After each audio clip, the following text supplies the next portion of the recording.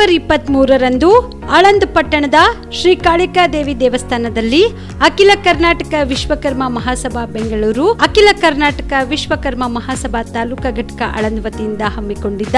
ತಾಲೂಕಾ ಮಟ್ಟದ ವಿಶ್ವಕರ್ಮ ಪೂಜಾ ಮಹೋತ್ಸವ ಹಾಗೂ ಸಮಾವೇಶ ಸಮಾರಂಭಕ್ಕೆ ಸರ್ವರಿಗೂ ಹಾರ್ದಿಕ